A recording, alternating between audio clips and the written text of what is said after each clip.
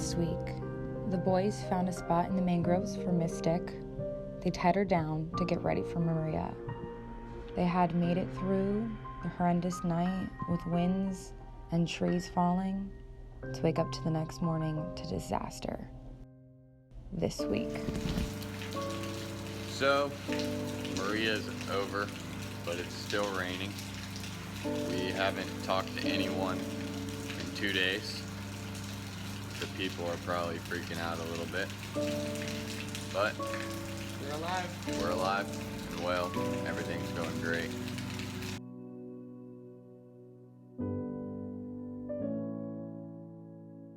After Maria, the boys were confined to the area around the house.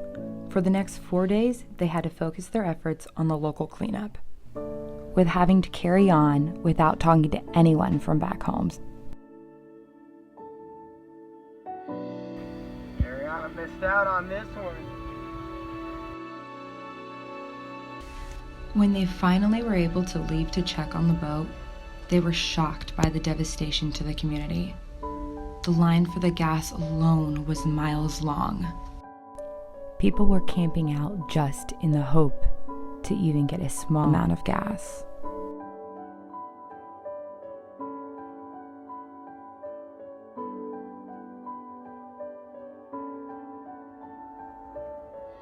Houses lied disheveled on the side of the road.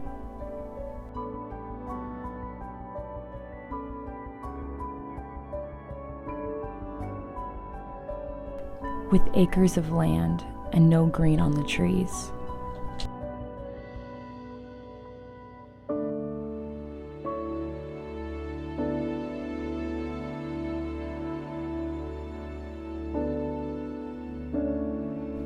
Could you imagine if this was your home?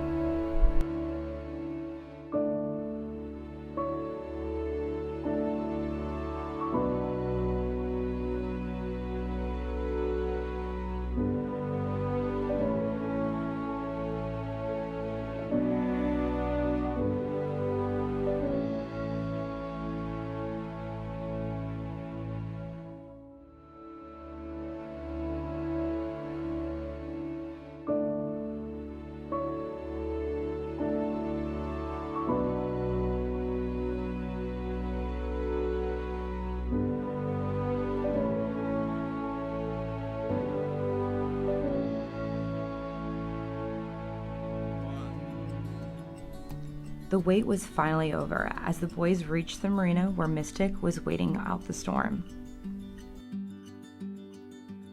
They were extremely nervous to see what they were going to find.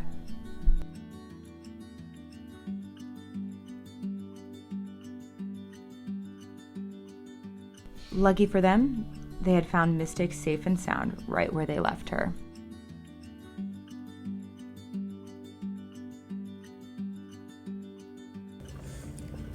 We survived the Cat 5 Hurricane Maria.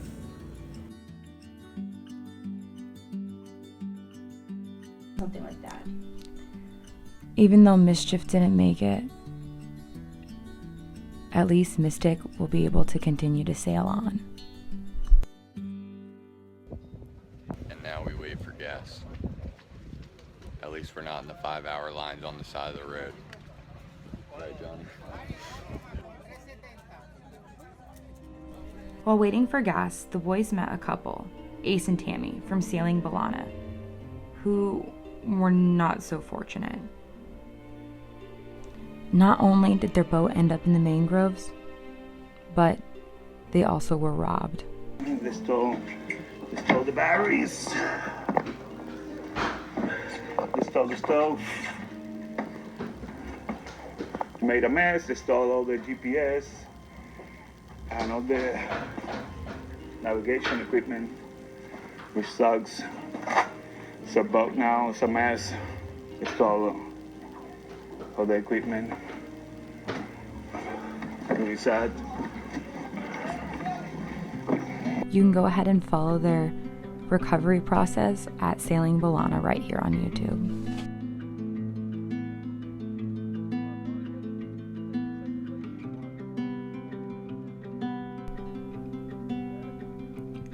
After 5 to 6 days with minimal rations of food and water and not knowing where their next meal was going to come from, the boys by chance drove into a plaza where the U.S. military was handing out these packaged food. Not knowing where your next meal is going to come from has to be one of the most scariest things. And just to finally have a first meal, it's amazing.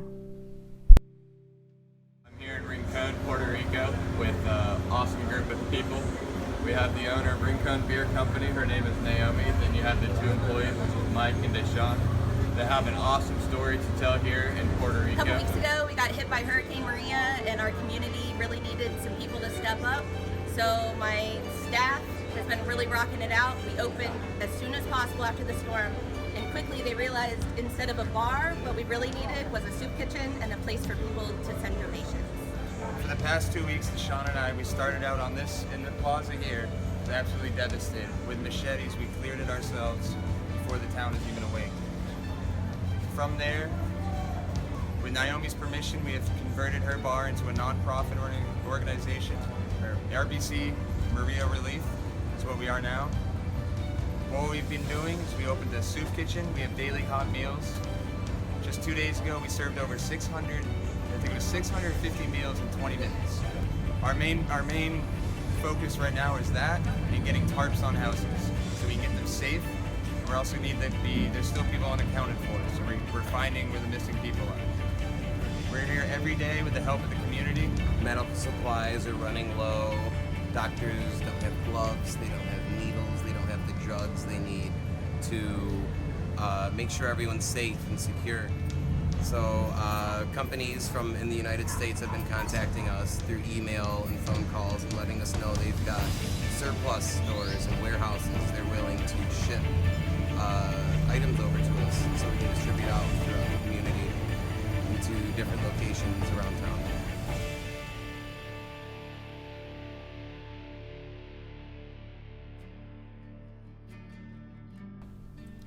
Through RBC Maria Relief, the boys tarped and partially rebuilt over 32 houses and cleared almost 100 acres of land and cleaned up a total of 4 public beaches.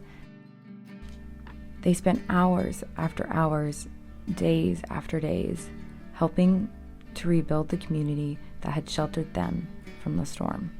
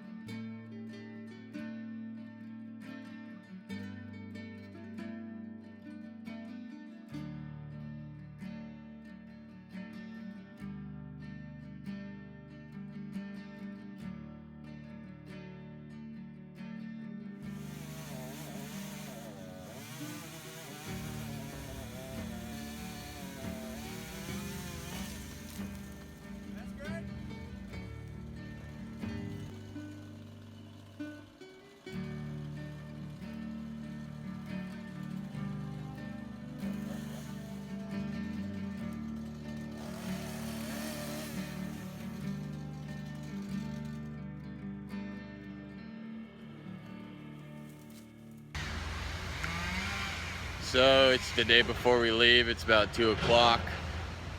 We're doing our last beach cleanup and we're gonna have a bonfire on the beach tonight. We're gonna miss Puerto Rico, but I'm gonna be back very soon.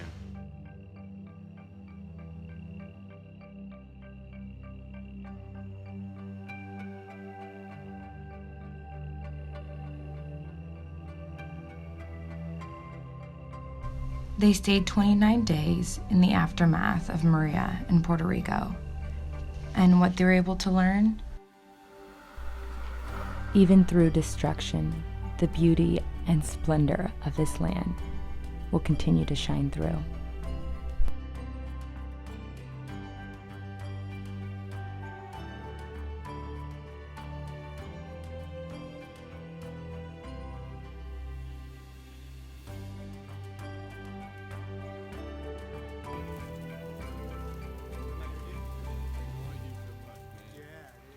So today is October 19th.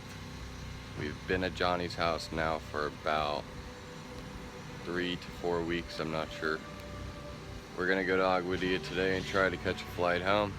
Hopefully we get out of here. I'm ready to see some reality. After waiting for flights to resume, the boys heard the good news and were able to head home. But before they could go, a mandatory tetanus shot had to be administered. I love y'all always. Oh, you man. Always. My brothers. With a tearful goodbye and lifelong friends made, they'll always remember the time that they had here and the memories that they shared with these amazing people.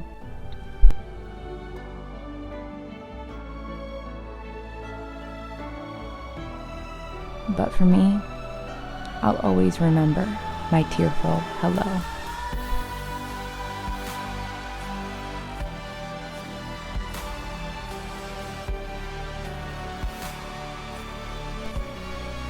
Please think about supporting us through patronage or on PayPal in this tough time as we continue to work on our next step and figuring out what to do with Mischief.